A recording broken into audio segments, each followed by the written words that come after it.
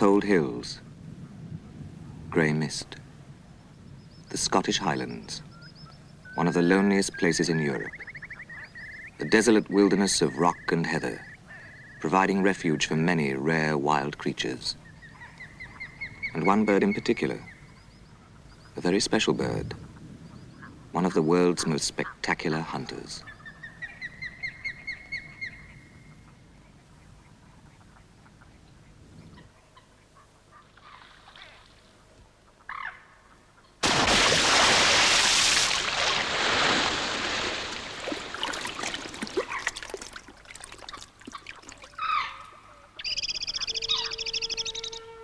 Evolution has set the osprey in a class of its own, equipped it with a unique anatomy for supremacy in its watery world. 5-foot wingspan, exceptional eyesight. From its sickle beak to its strong legs and raking talons, everything about it is designed for a purpose. The only bird of prey in the world to feed exclusively on live fish.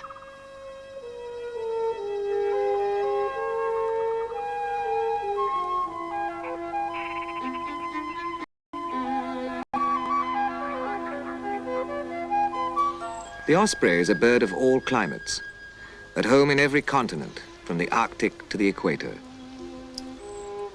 But this is Britain's empty quarter, its late winter, and the ice-armored lochs are still, as yet, devoid of life.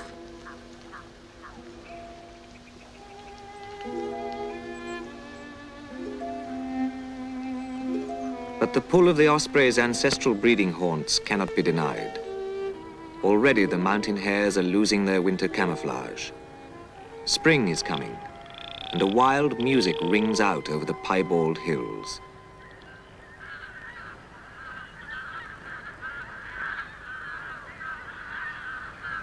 Pinkfoot and grey-lag geese, northward bound for the brief Arctic summer.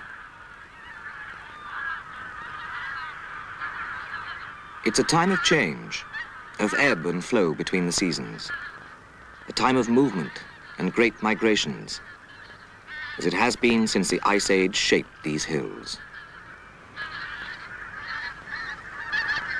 For centuries, these lonely lochs were the home of ospreys. Yet even here, they were cruelly persecuted, and by 1910, the last eyrie stood empty. For nearly 50 years, Scotland waited. It seemed they were gone forever, until one day a shrill cry announced the osprey was back.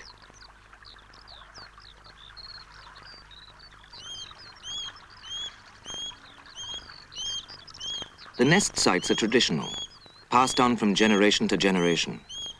But the male osprey immediately stakes out his territory, brandishing a fish as he goes through his dashing display flight.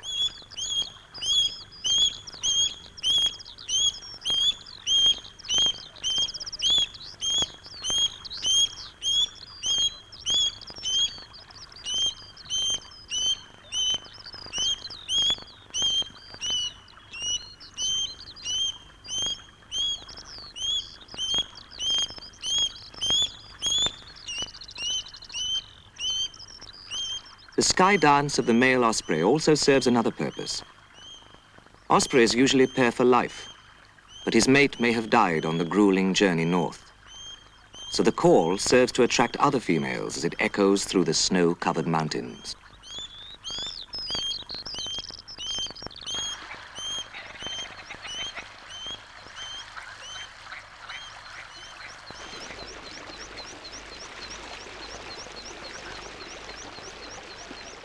The Highland thaw is only just beginning, but ospreys need a complete spring and summer to raise a family. They are one of the first migrants to arrive, but if cold weather should delay the female, breeding could be seriously affected. All the male can do is wait patiently.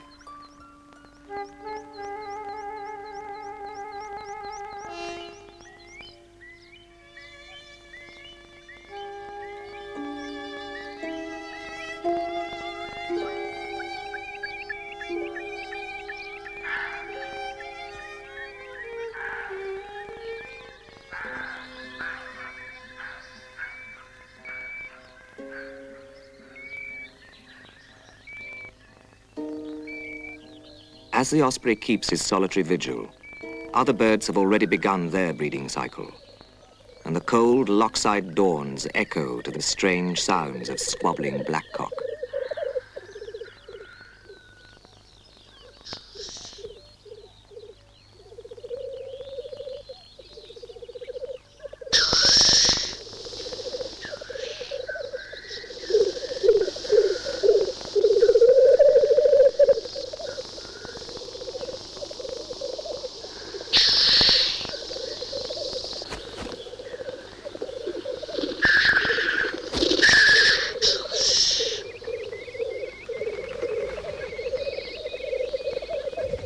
The blackcock lek is a yearly courtship ritual involving a great deal of huffing and puffing as the males sort out their pecking order.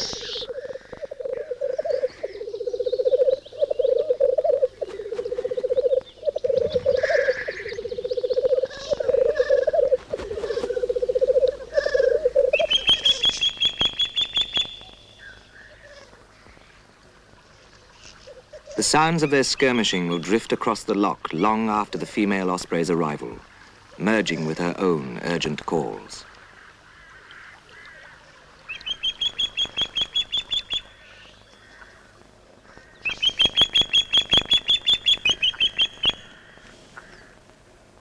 Her sudden appearance is a signal for nest building to begin in earnest, and there's nothing subtle about her mate's method of finding material.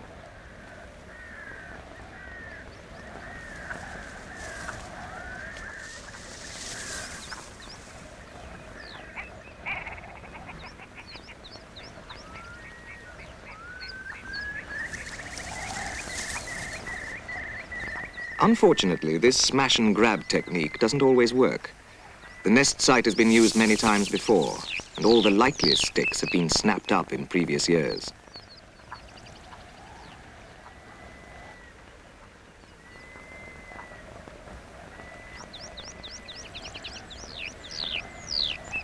But the male is unwavering in his purpose, and this time he means business.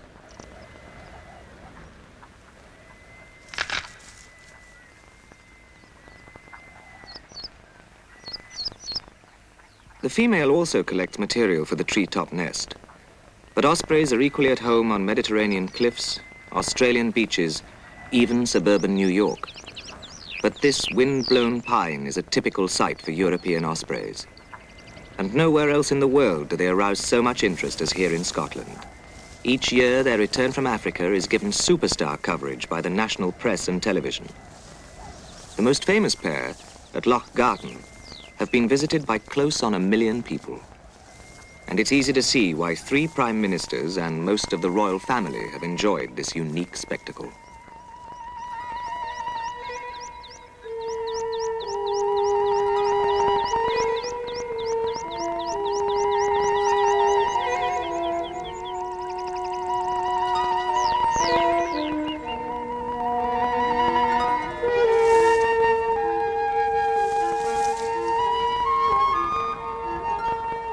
Sticks of 2 or 3 feet are ideal, but this one is about 7 feet long and requires all the strength of those immensely powerful legs and wings. It says a lot for the osprey's determination and stamina.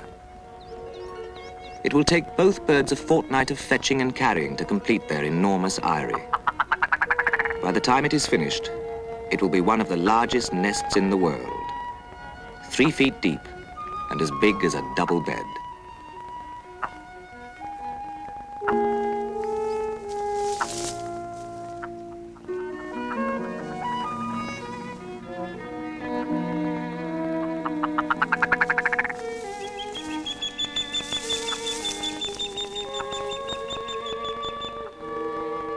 As the nest starts to take shape, the cup for the eggs is hollowed out and lined with grass, providing a soft and secure home for the increasingly broody female.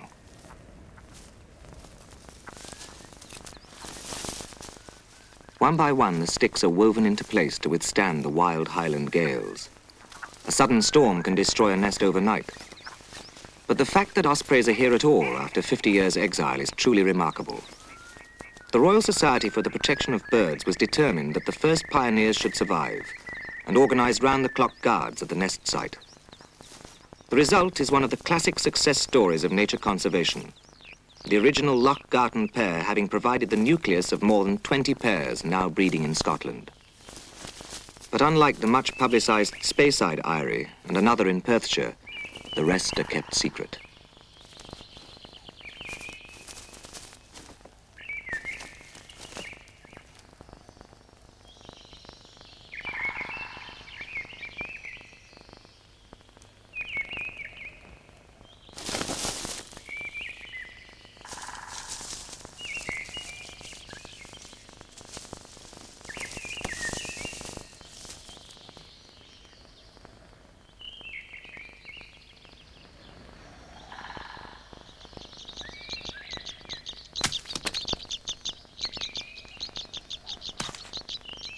It's now late April, and in the pines around the nest, another Highland bird, the crossbill, forages for seed-filled cones. The red squirrel prefers the fresh green shoots, a delicacy shared by the capercaillie, the giant grouse of the ancient Caledonian forest.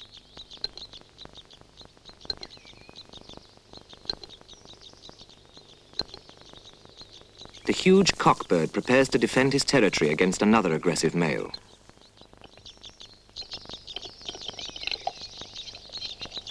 Swollen with lust, popping with rage, the intruder marches forward.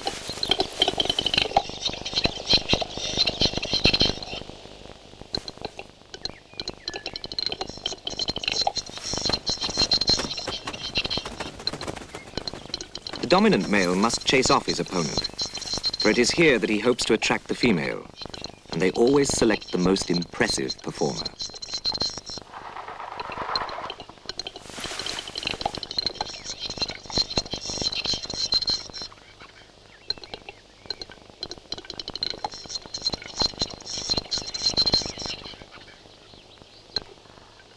Display encourages the females to mate, an event that is also imminent for the osprey. With the nest virtually complete, mating takes place with increasing frequency, perhaps 300 times in all, and continues until all 3 eggs are laid. During each brief mating, the male carefully closes his talons so as not to injure the female.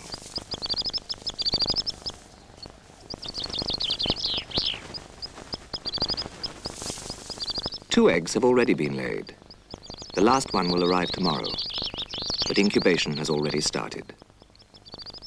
From now on, the female will be on guard almost continuously until the young leave the nest at the end of August.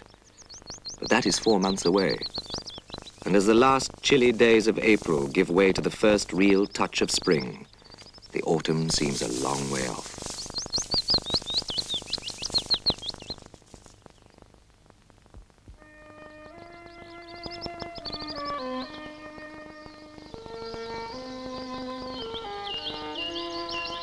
Springtime brings a miraculous transformation to the loch.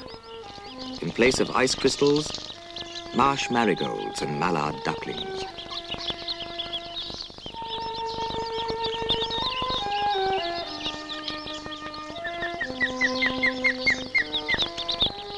The waters grow warmer, stirring the sluggish trout from their winter lethargy. For the ospreys, a time of plenty is at hand.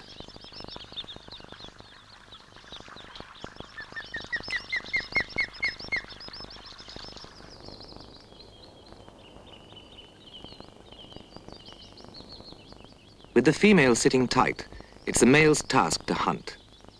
With eyes 6 times the power of man's, he's looking for the telltale ripples of a rising trout.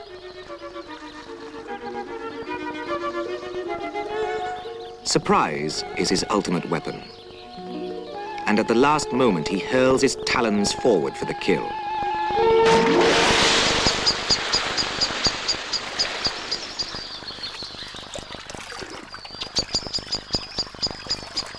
Ospreys are equipped with reversible talons, their feet armed underneath with short, sharp spikes. But even with these special refinements, a wriggling fish is hard to hold.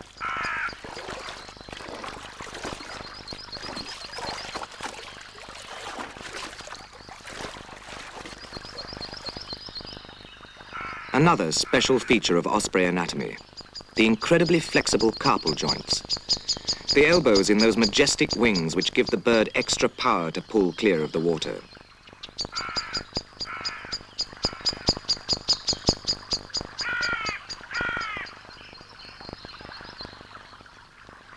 Crows are a daily hazard for the osprey. Like all birds of prey, they have to endure the constant mobbing of these rapacious hustlers. If the crow is not harrying the osprey in the air, it is forever trying to steal or scavenge fish scraps, even from the edge of the nest. But nothing deters the hunting osprey in its single-minded pursuit of prey. And this bird is hungry.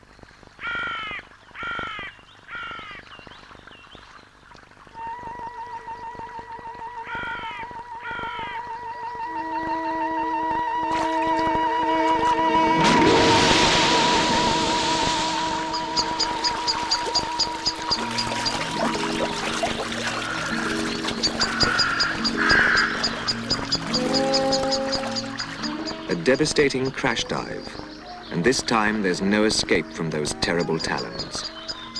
A trout of 1.5 pounds in weight, just about as large as an osprey can handle. For a bird that only weighs 3 pounds, a big fish is hard to lift, even with those broad wings. So the trout is carried torpedo fashion to reduce wind resistance.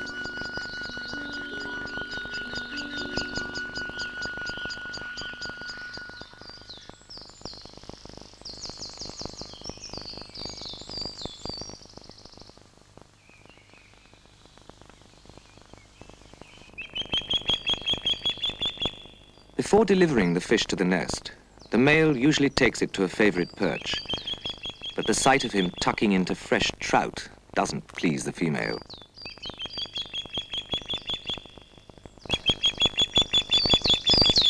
Those mad, yellow eyes watch him closely. Her impatience is understandable. He may have been away for 3 to 4 hours.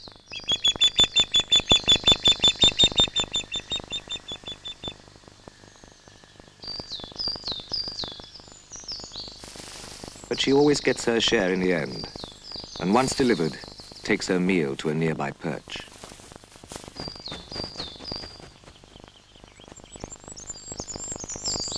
Now it's the male's turn to share the female's domestic duties. He carries out about 1/4 of the incubating, always through the daylight hours.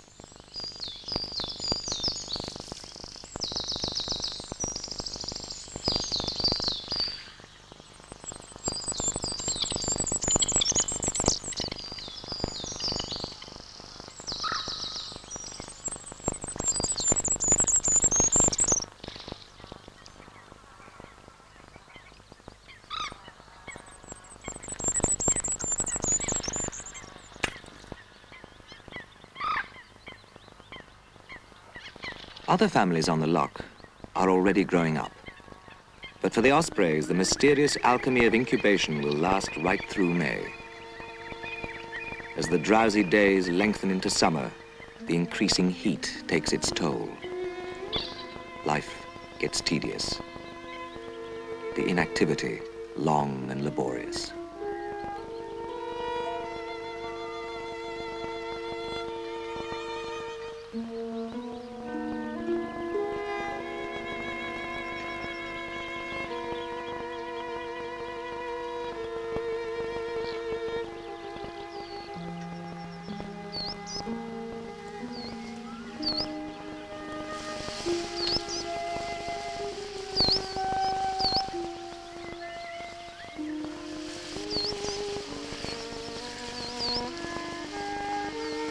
The seemingly endless evenings of the Highland summer have already begun, and other wildlife can't wait for the ospreys.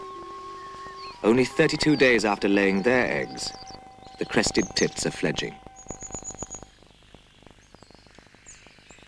The pine woods are full of danger for the chicks, but this youngster is so eager to leave home, he's trying to sneak out by the back door.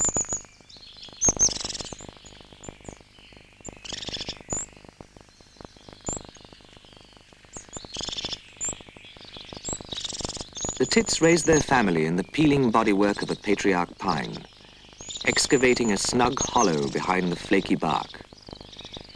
Now their work is done. The youngsters emerge for their first flight, an event still 2 months away for the long-suffering ospreys.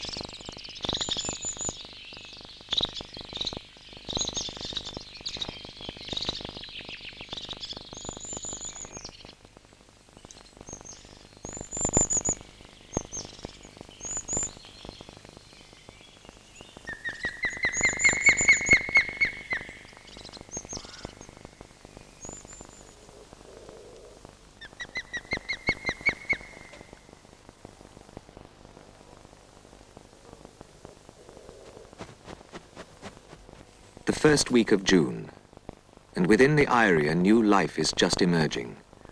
The first egg has hatched, but already a tragedy has occurred.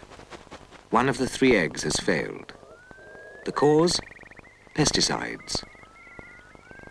Like all predators, the osprey is perched precariously at the end of a food chain, a permanent hostage to its poisoned environment. The result? 1 thin-shelled egg. Such is the fine line between survival and extinction for this magnificent bird of prey.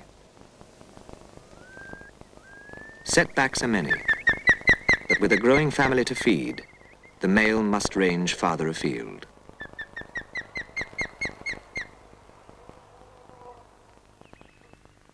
The osprey is very much at home by the sea, and the great salt-smelling bays and inlets of the Highland shore are a favorite hunting ground.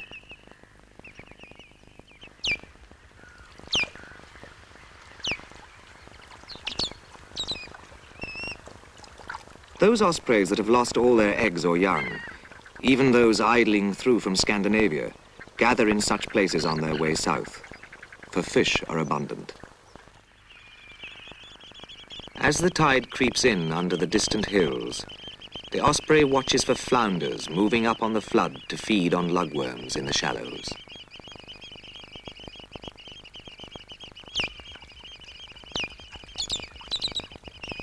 Ospreys always hunt for the most easily caught fish, when they can be seen. Flounders are slow-moving and well camouflaged.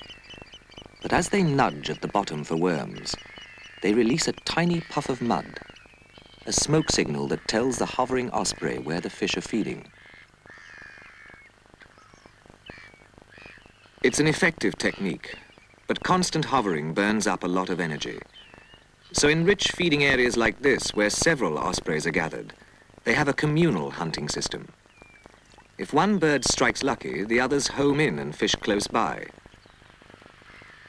In America and the Middle East, this behavior leads to colonies of up to 40 nests.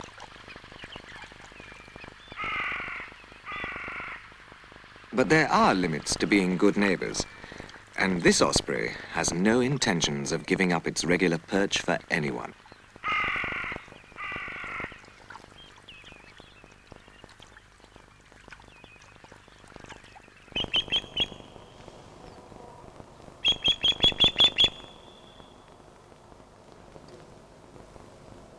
The male's return with a flounder is a signal for hungry greeting.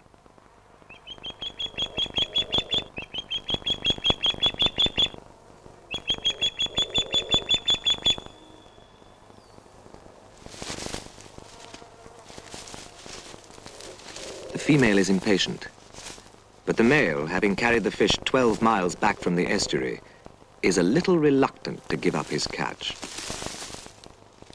But eventually the fish is handed over, and the female proceeds to tear off tasty morsels for her chicks.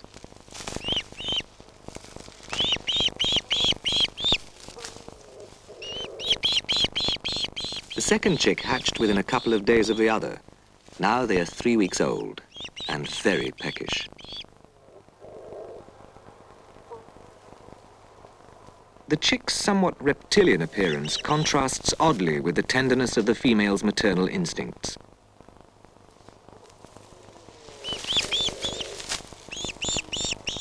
But this flurry of activity around the nest sometimes attracts the unwelcome attention of other ospreys.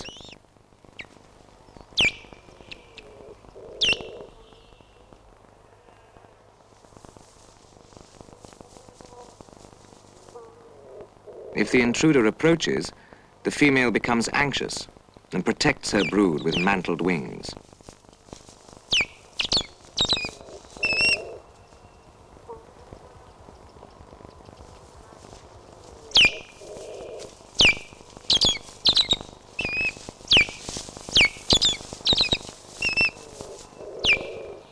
If the interloper persists, the male will chase it off. And the behavior has real survival value. In Scandinavian pine woods, ospreys have to contend with marauding eagle owls, which prey on helpless nestlings, even the adults themselves.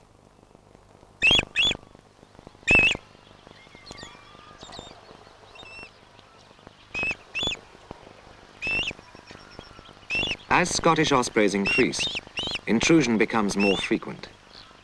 The intruders are usually failed breeders or young ospreys looking for unoccupied territories. It's nature's way of ensuring that no eyrie is left empty for long.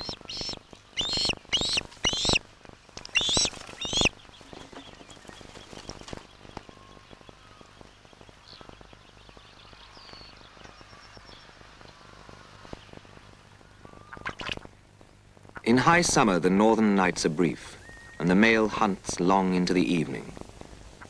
With a growing family, every second of daylight is precious, and if he returns empty-handed, operations will start again at the first glimmer of dawn.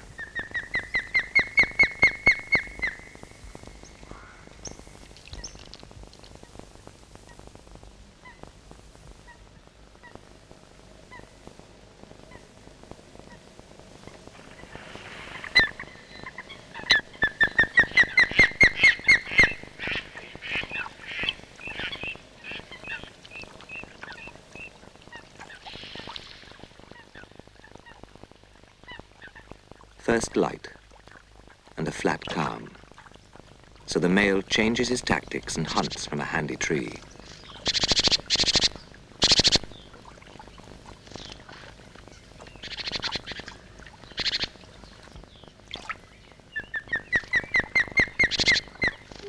His dive success rate is usually only 1 in 3.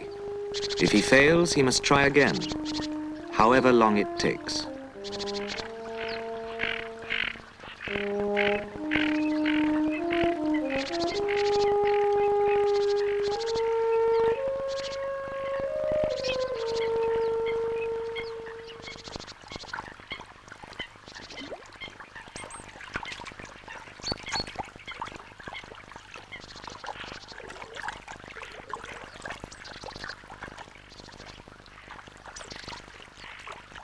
The tufted ducks are not the only hungry birds around. While waiting for her mate to bring home the breakfast, the female takes the opportunity to carry out a few household repairs. It also seems a good time to teach the chicks something about nest building.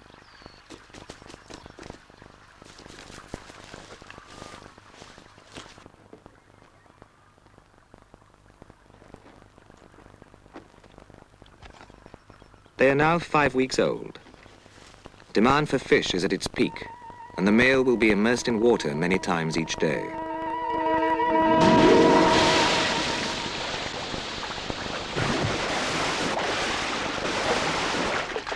He is a master of the elements, both air and water. His dense, oily plumage protects him from a soaking. A special membrane safeguards his eyes from the violent impact of the dive. His nostrils can be closed at will. To sustain his family, he must catch 6 trout a day. That's easy in good weather. But in Scotland, the sun doesn't always shine.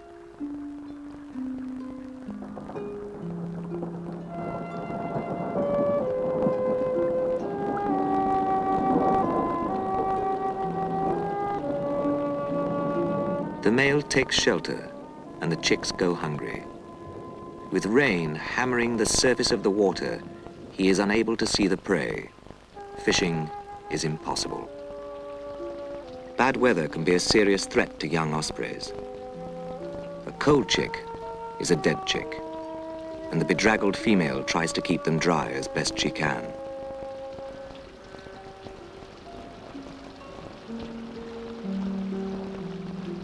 With so many natural hazards, survival is always in the balance. and sometimes the odds are senselessly shortened by human disturbance. The Loch Garten ospreys have twice been robbed of their eggs. On another occasion, someone actually tried to chop down their nesting tree. Even quite innocent disturbance may cause the birds to leave the nest long enough for chicks to suffer. Ours are probably old enough to shrug off a soaking, but the female sits tight until the storm abates.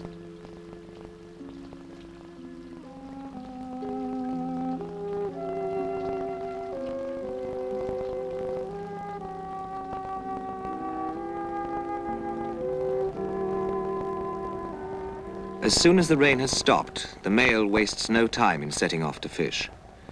He knows from his 10 years' experience that it may not be easy. In cold weather, the fish lie deeper. To reach them, he must plunge more steeply, a power dive that will take him right under if necessary. At the moment of splashdown, he's traveling at 70 feet a second.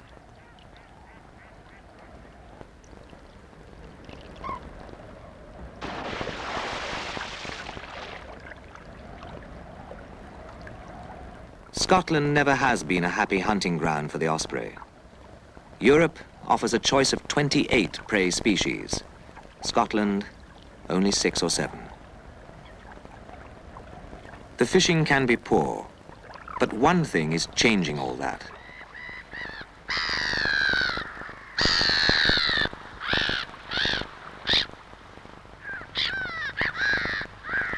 Trout hatcheries are a bird's best friend. And not only for the gulls.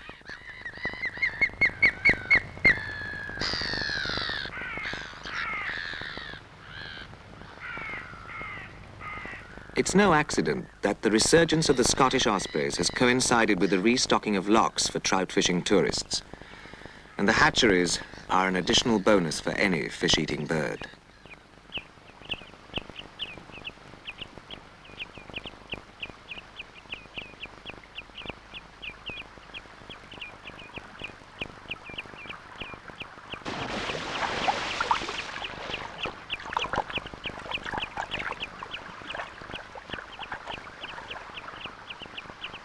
So ospreys are bad news for hatchery managers. Though their numbers are few, they are in direct competition with man, and shooting ospreys is against the law. So what should be done? Perhaps the simple answer is to cover the fish. That way, the temptation for wildlife to regard every hatchery as a free meal ticket would be removed, and a cause of conflict resolved. Open to the sky, they are an irresistible target.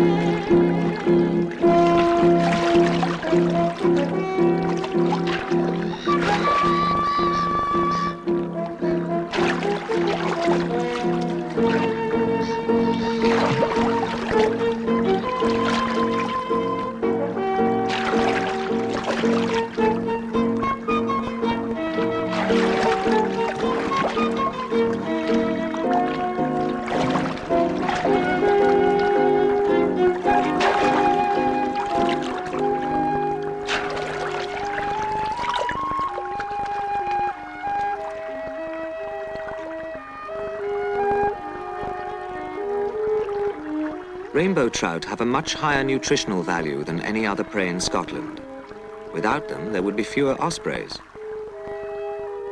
So if a trout like this is worth £1 in cash, what price an osprey, flying free? How do you cost account the wealth of a nation's wildlife?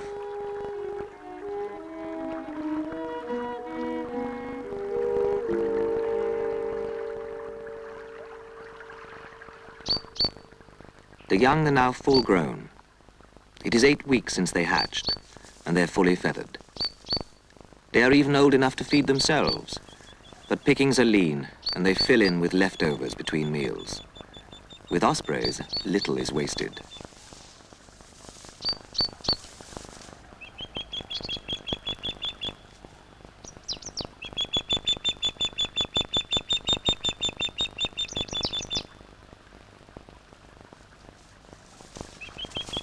At this stage, the male actually tries to reduce the supply of fish to the nest to encourage the young to fly. But some feeding must continue. The female still feeds her offspring, even though they are nearly as big as she is. So in spite of the male's desire to diminish his catch, he must keep up his relentless foraging to provide 4 or 5 fish a day.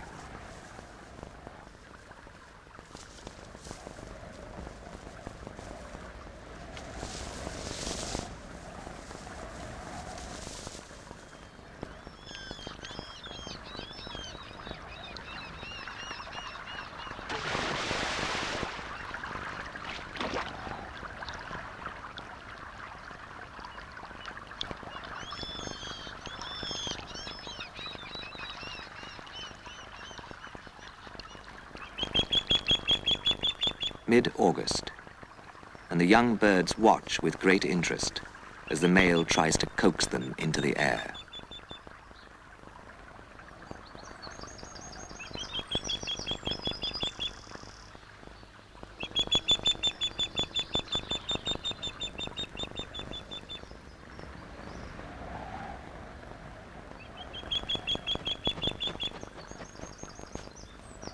By now, he must have brought over 200 fish to the nest, but he is still reluctant to part with them.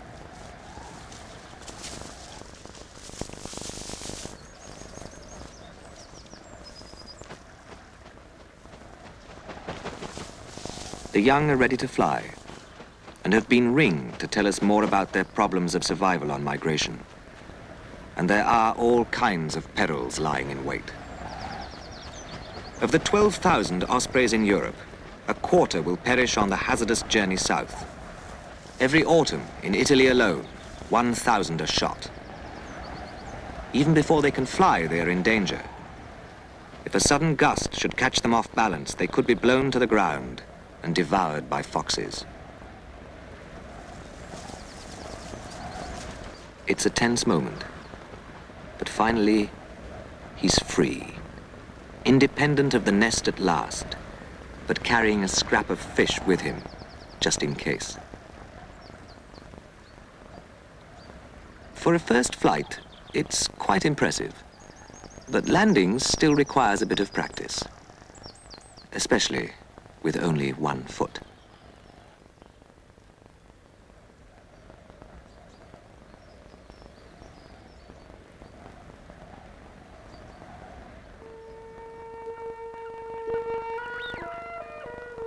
The young can fend for themselves now. Autumn has come, and already the female has begun the long journey south.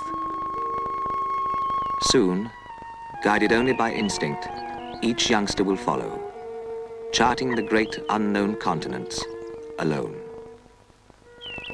But only one will survive to see the empty nest again.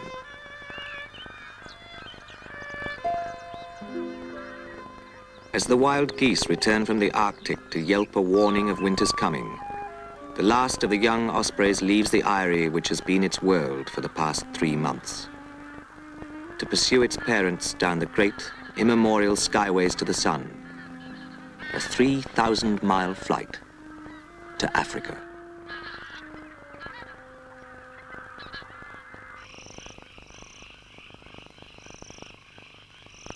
This is the Gambia, West Africa, end of the line for some of the migrating ospreys and a far cry from the highlands. Here, day begins with dawn patrols of egrets setting out over the palm trees to their fishing grounds. West Africa is a paradise for fish-eating birds, though it has its own sinister hazards. Ospreys may not be a regular part of the crocodile's diet, but these vervet monkeys will certainly be in danger if they go down to the water's edge to drink.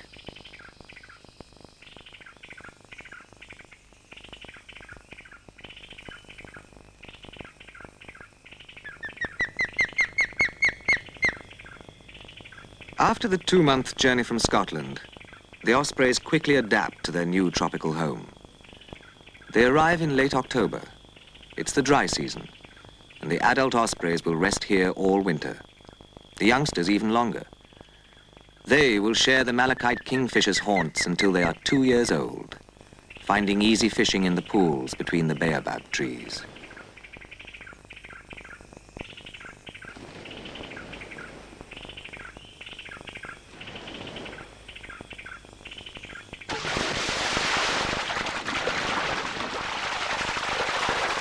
For the fish eaters, living is easy.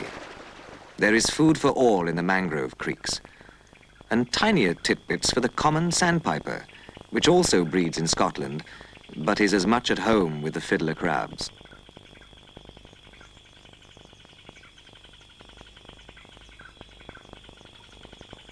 They wait below the master's table, hoping for a scrap or two, scavenged from the osprey's meal.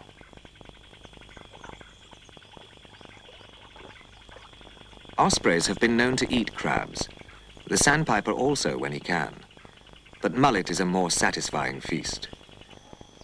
An adult osprey needs only 1 fish a day, but nothing is wasted. Every scrap of fish is consumed and converted into the energy required to fuel that formidable frame. There will be little left for the crabs, waiting below.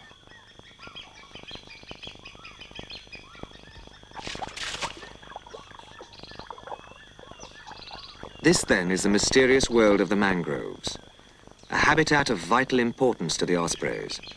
And like wilderness everywhere, it's under pressure.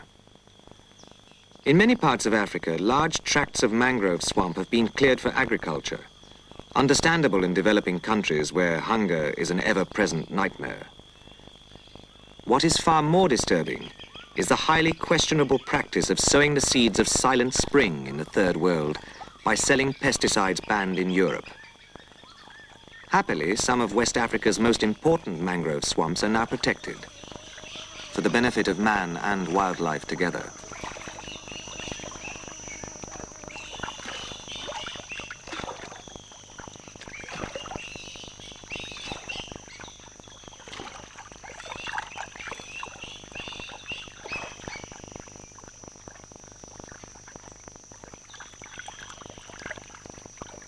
So here, at least, the mangroves still tiptoe down the brackish channels, and when the tide trickles in through the tangled stems, the osprey retires to a favorite stump in the center of his territory. But sometimes he encounters a little local competition.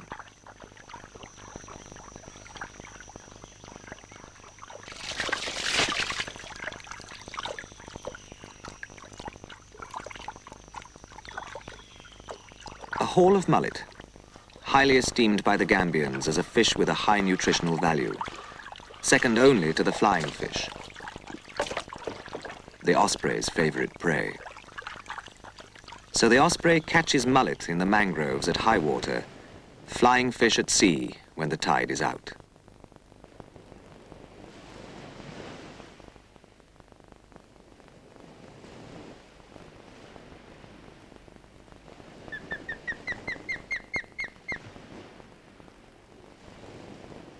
This is where the osprey does most of his fishing during the winter vacation, on a coast fit for Crusoe, with only the clockwork sanderling for company.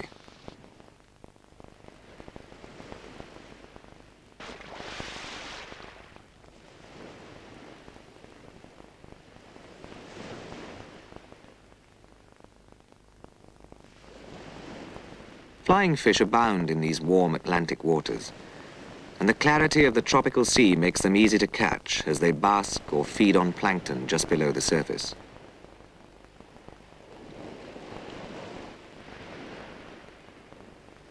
As usual, the local hoodlum is hanging around, the pied crow, which takes over from the Scottish hoodie or carrion crow as the villain who tries to bushwhack the osprey and rob him of his catch.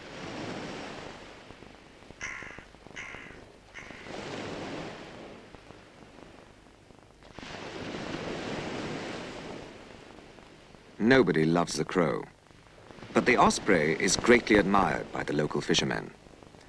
So much so that they use them as pointers to locate the shoals of fish and wear the remains of an osprey's catch as a good luck charm.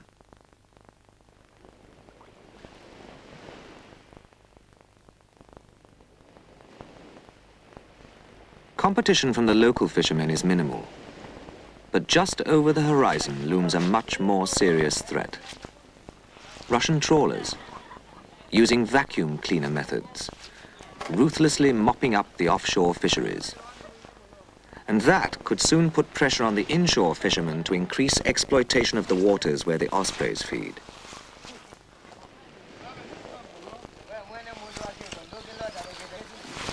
For the time being, life on the Sunshine Coast remains unchanged. But wholesale plundering of precious local resources could bring catastrophe, and a time when Gambians and ospreys have no fish to catch.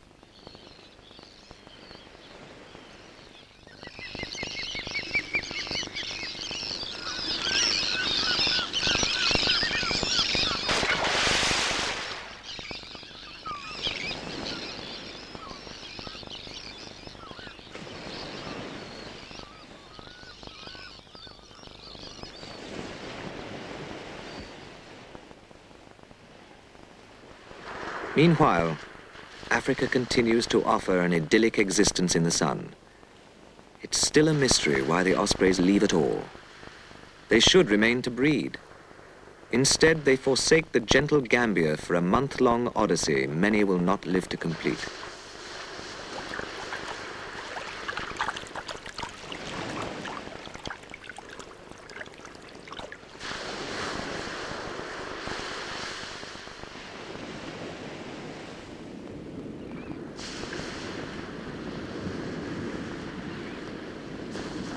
Why they leave to face the rigors of the north can only be guessed at, and the Scottish spring is not always welcoming.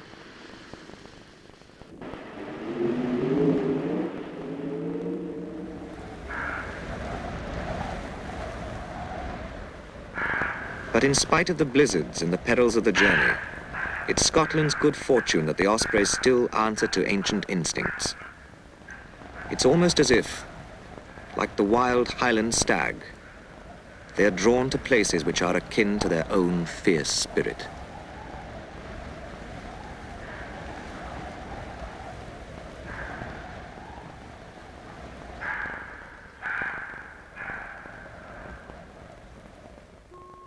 So the world of the osprey comes full circle. The old eyrie, wrecked by winter storms, must be repaired in readiness for a new family.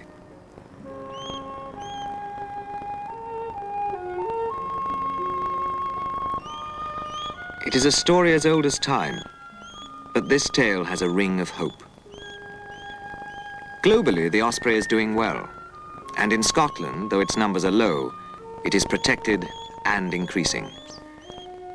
In today's world, precious few creatures get a second chance and succeed, but the osprey is a born survivor.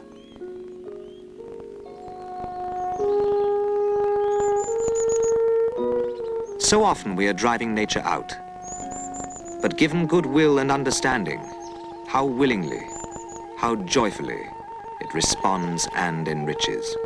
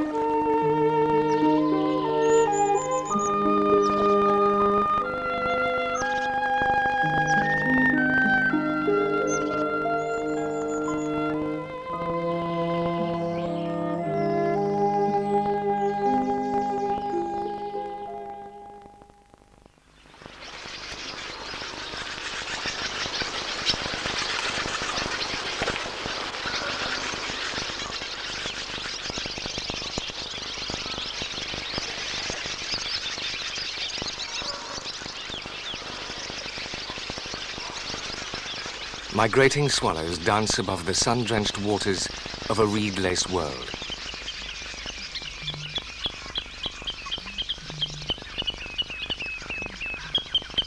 Reed beds work in a fascinating way, their beauty enhanced by the quality and rarity of the inhabitants.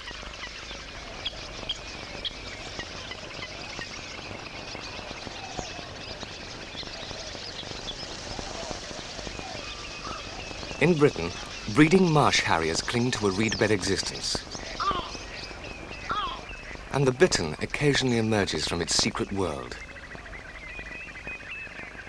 For all of the year, this chameleon-like place, unstable in so many ways, is wrapped in seasonal splendor.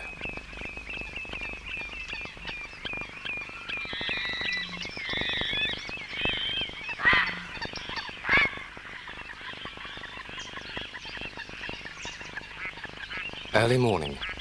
A water rail looks for food in the marginal cresses of a shallow pool. Here sticklebacks live, a favorite delicacy.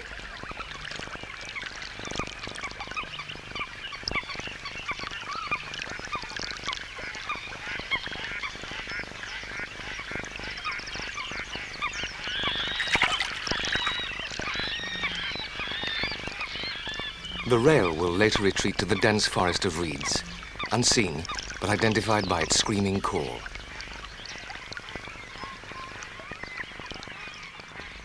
At their edge, the reed beds are most vulnerable. They could be considered their own worst enemy. Allowing trees to take over ground, they've struggled hard to win. Initially, they find a foothold in shallow water, where few other plants could survive. Then, by multiplying through an intricate root system, they spread quickly around the edges of deep lagoons, pools, and rivers. The stems that grow from the submerged roots die back each year. In time, a damp mass of decaying reeds and clogged roots rises above the water level and begins to dry out. New plants can now move in.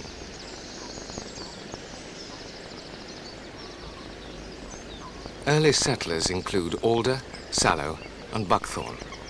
If the area remains dry for long enough, birch and hawthorn follow. Years later, the whole reed bed may have been replaced by a stand of oak woodland.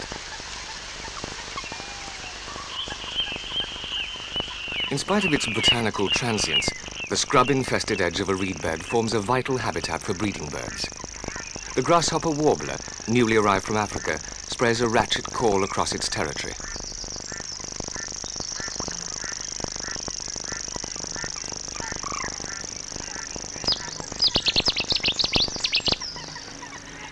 A resident male Chetty's warbler announces his intention to acquire property.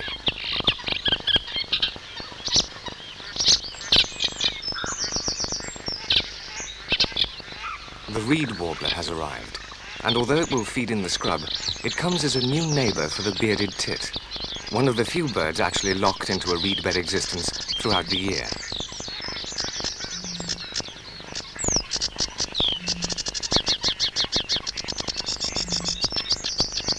The varied song of the sedge warbler announces its arrival for the northern summer.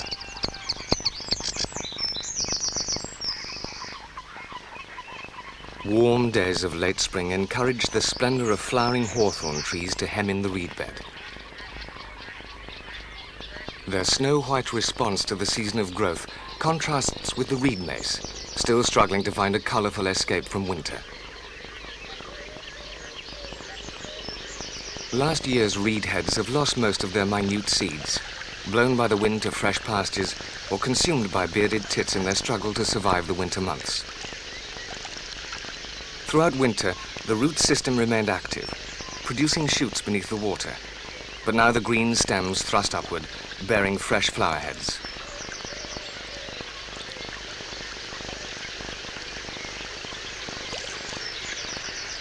A time of change. New life is expected.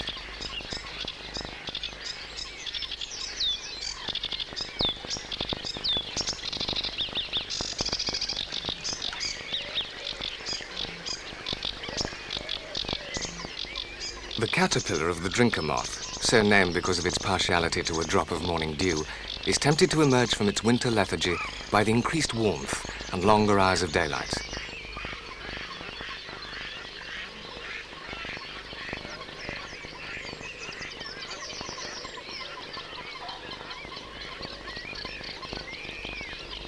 Both the drinker moth and the reed warbler share a common enemy.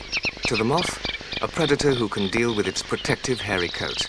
To the other, a parasite of relatively large proportions. The cuckoo. Reed warblers appear nervous at its presence.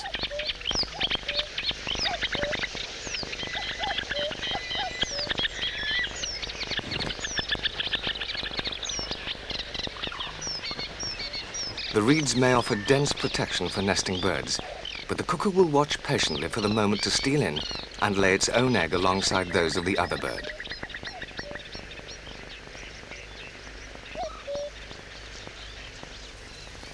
Despite the potential hazard, the reed warbler continues to collect nesting material. The deeply cupped nest is bound tightly to the reed stems by the female. She is encouraged by the male, his only offering towards construction. But later he will assist with the incubation of the eggs.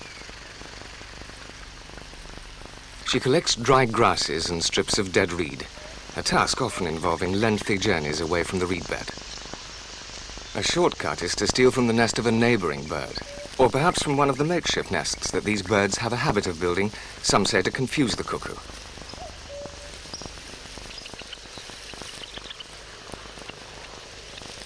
The occupied nests are tightly woven and may even be reinforced with cobwebs.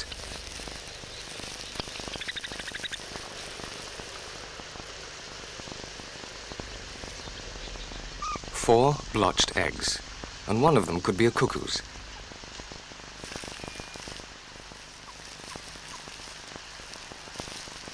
For nearly 2 weeks, the male and the female reed warbler will share the incubation.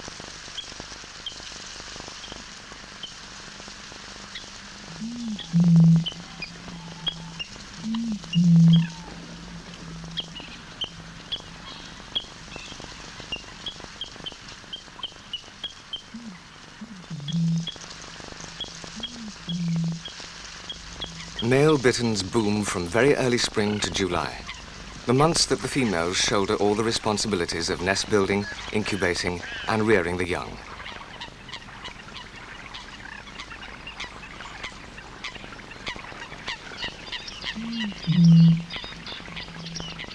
Perhaps the resonant notes warn would-be intruders, "Keep out, this is my patch. Somewhere in here there's a female doing all the work."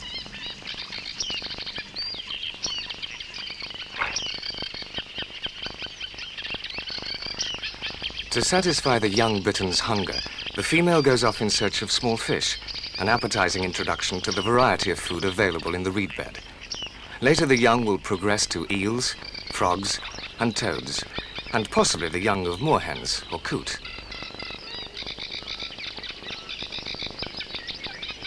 Bitterns are secretive, untrusting birds, and it's difficult to work out their precise requirements for success.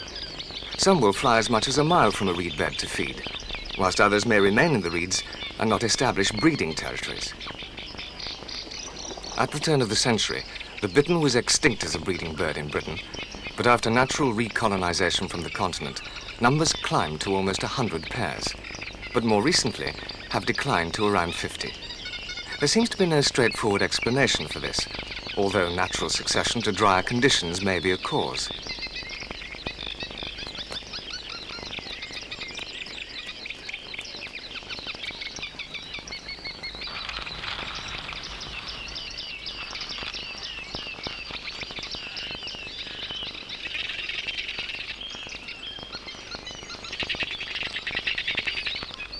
Young bitterns come in all sizes, and therefore all strengths, because the female began incubating when she laid her first egg. There could easily be a week's difference between them, and such a discrepancy is revealed at moments like this. The first youngster to clamp itself like a vice onto the female's beak does so to stimulate her to regurgitate food from the crop. It may take a little time for her to be convinced that this is really what she wants to do.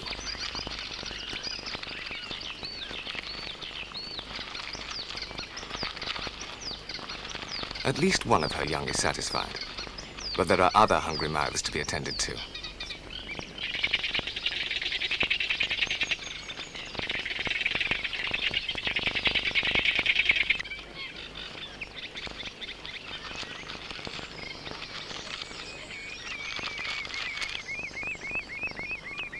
One factor in the breeding success of bitterns, and it's one that may prove to be highly critical, is the cleanliness of the low-lying water in the reed beds around them. Bitterns will breed only in areas where their food is plentiful, and if the reed beds cannot provide this vital need, then breeding numbers will continue to decline.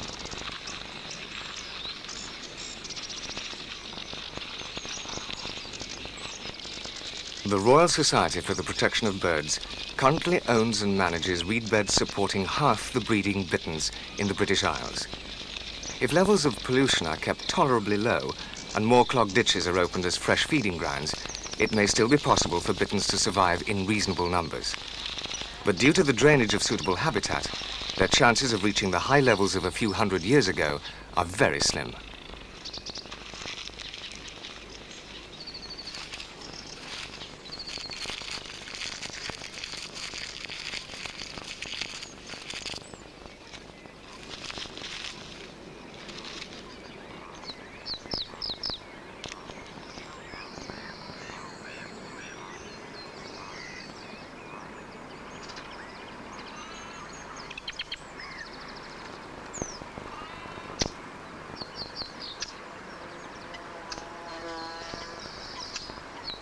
Early June, and the yellow iris adds a welcome splash of colour to the encroaching sea of green.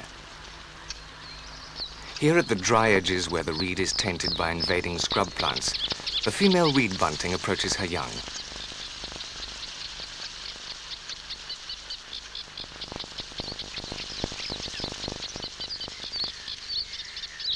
The nest is tucked away close to the ground, where convolvulus is gaining a foothold.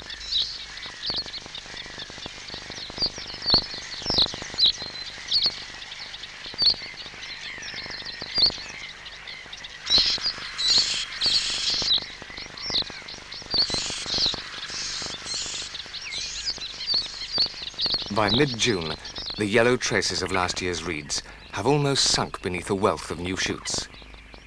A European swallowtail butterfly, rare inhabitant of East Anglia, feeds on the nectar of marsh valerian.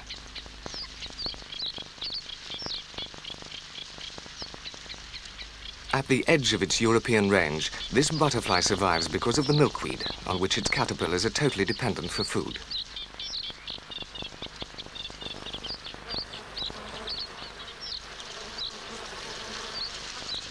There are other rarities in this borderland between reed bed and scrub. Where the damp-loving willow bursts into flower, Chetty's warblers have established themselves in the last 10 years or so. From its Mediterranean stronghold, the spread of this bird northwards at the turn of the century is one of the most remarkable ornithological events.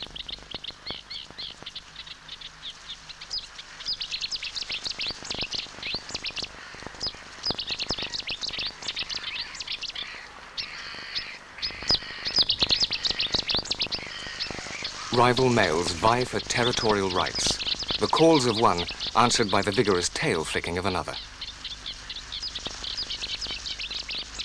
Chetty's warblers first appeared in southern England in the late 1960s. They were breeding soon after, and are now established as year-long residents over much of the wet scrub and reedlands of the south.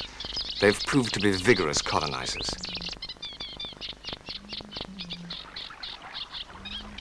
By the end of June, the new reed is in full growth.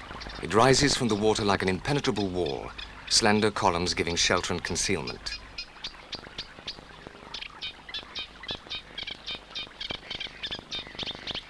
The bearded tit spends much of its life in this dense forest, taking advantage of the abundant summer crop of insects and spiders.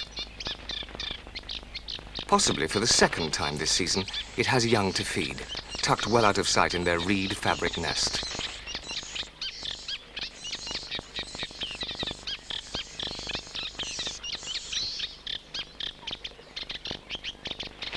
In late June and early July, a ready food supply appears.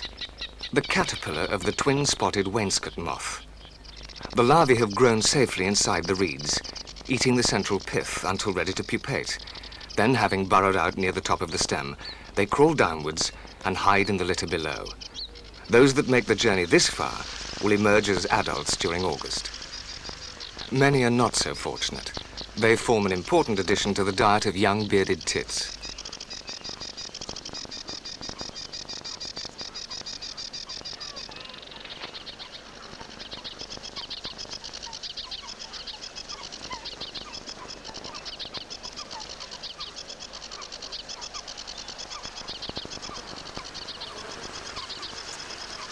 By mid-July, blue carpets of marsh forget-me-not appear at the edge of the maturing reeds. And further in, 3 of the eggs in the reed warbler's nest were destined for an untimely end in the waters below, evicted by an earlier hatching stranger.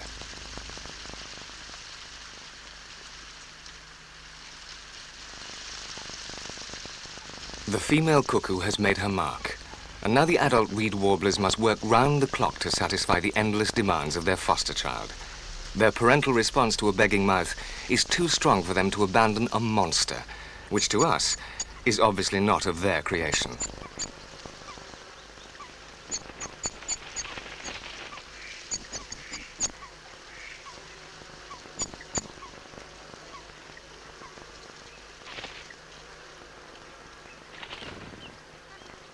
But all is not lost for the reed warblers.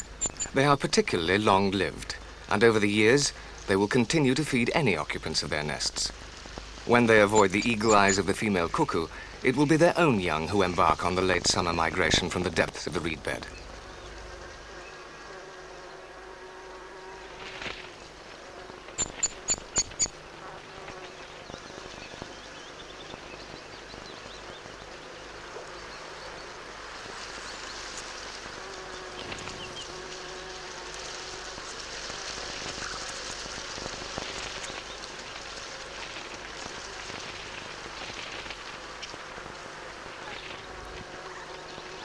By the time the cuckoo is able to fly, its real parents will have long departed for Africa. Somehow, almost miraculously, it will follow. Instinct guides it south to the equator. Late August finds the young bearded tits moving through the reeds. Theirs is a reed-bed existence through summer and winter, but an enforced change of diet lies ahead of them. The easily digested insects and spiders will not last much longer.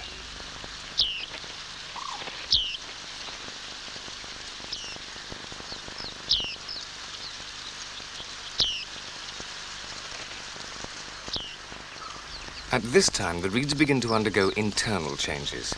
The sugar content moves back down to the rhizomes, and this, in turn, attracts vast numbers of the plum reed aphid.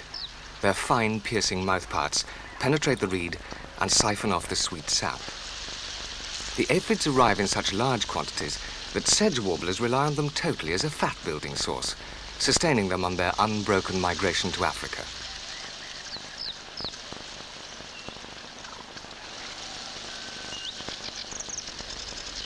Purple heads are once again flush with minute seeds which will float away on the wind in their thousands. Most will perish, but just a few may settle, embryo-like, and take root. Tiny filaments of life striving to give birth to a new reed bed. But this has little to do with the future of the parent bed. It survives by virtue of its fast-spreading root system, already storing food to face the coming winter.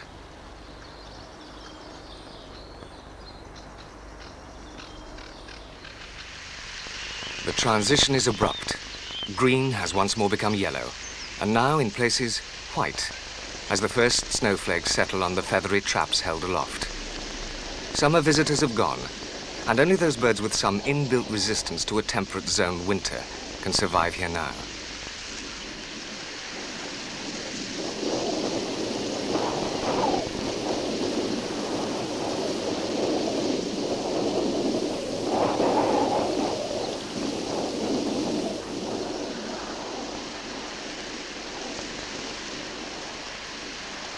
The newspaper of events is easily read in the snow. a bittern has passed by in search of open water in which to feed. If it is not available, it may die of starvation.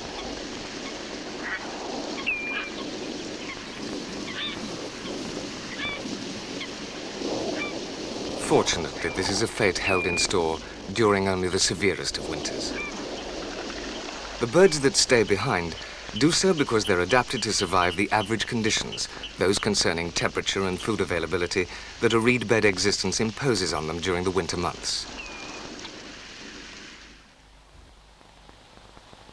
At its cruelest, starkest time, the beauty of a reed bed somehow seems to be heightened.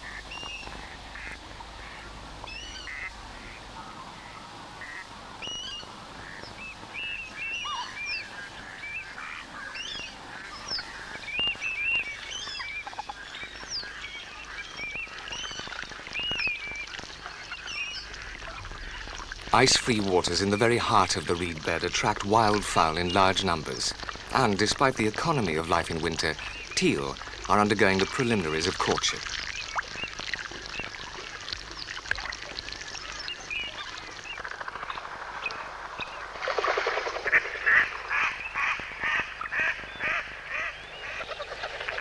Shovelers, attracted by the teal, begin their descent, while creeping ice forces the hungry water rail out of its customary cover.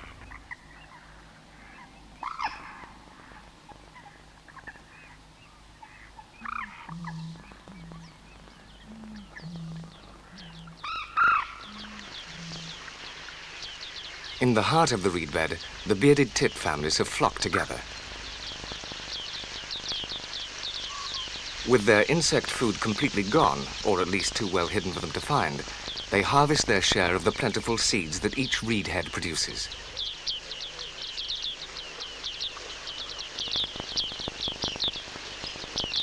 The seeds are very small, and the birds must spend most of the limited hours of daylight hard at work.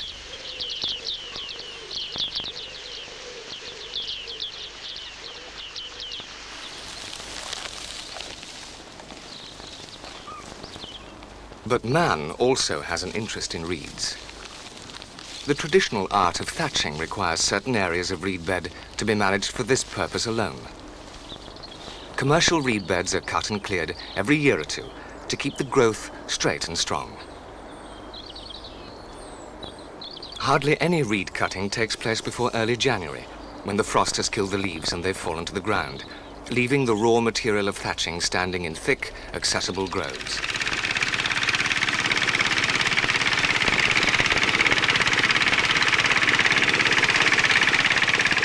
These areas, solid underfoot and providing a high-quality plant free from litter at its base, are the reed cutter's ideal. By simple irrigation, the reed bed is kept damp enough to sustain its yearly growth, and the cutting removes the danger of scrub encroachment. But such areas are not ideal for the birds who nest and feed low down, where there is an accumulated litter from past years.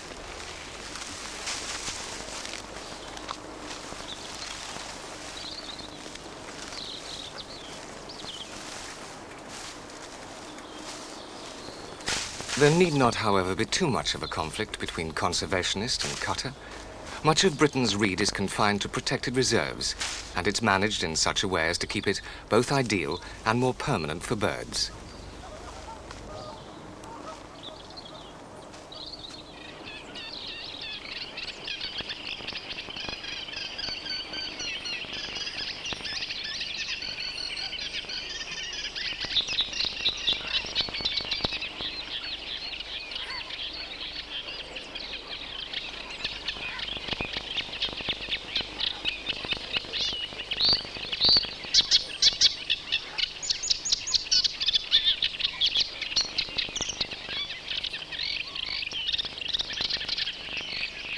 The maintenance of our existing reed beds as permanent places for birds is a difficult task. The very nature of a reed bed is one of continuous change, the leading edge ploughing its way through open water, the trailing edge drying out and being taken over by advancing scrub.